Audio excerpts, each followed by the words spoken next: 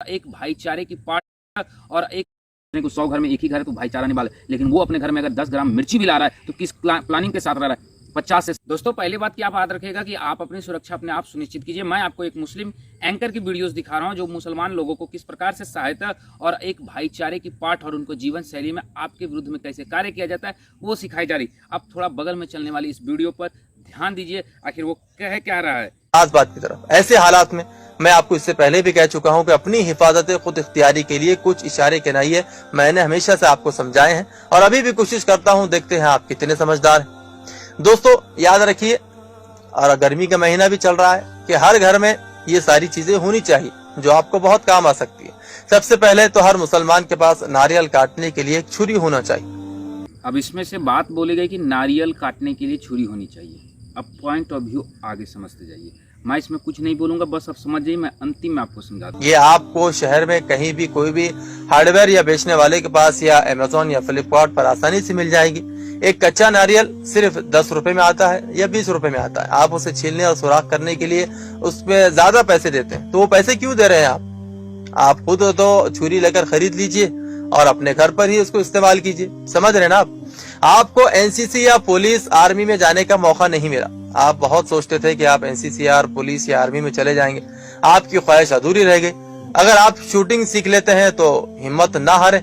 Airgun 0.17 जो कि market में 3 या 4 हजार रुपए में आती है और नेट पर 0.17.0 बोर एयरगन आसानी से मिलती है। उसके लाइसेंस की भी उसको जरूरत नहीं है, आप वो घर में रख सकते हैं। उसके अलावा हालात को देखते हुए आप घर में 20 किलो ब्लीचिंग पाउडर की एक बोरी रख लीजिए।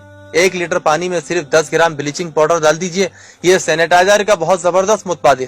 ख्याल रहे कि अगर आप गलती से 200 से 300 ग्राम उसमें डाल देंगे तो ये बहुत खतरनाक हो जाता है। इसके छूने से इंसानी जिल्द को शदीद नुकसान पहुंचता है, शदीद जलन होती है। समझ रहे ना आप मैं क्या कह रहा हूँ।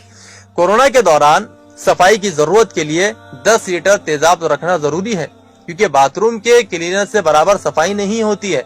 हर मुसलमान के घर में 40 से 50 कोल्ड ड्रिंक्स के शीशे की बोतलें हर वक्त रहना जरूरी है, क्योंकि पता नहीं कि मेहमान कब आ जाए और हमें उनकी जियाफत करनी पड़ जाए।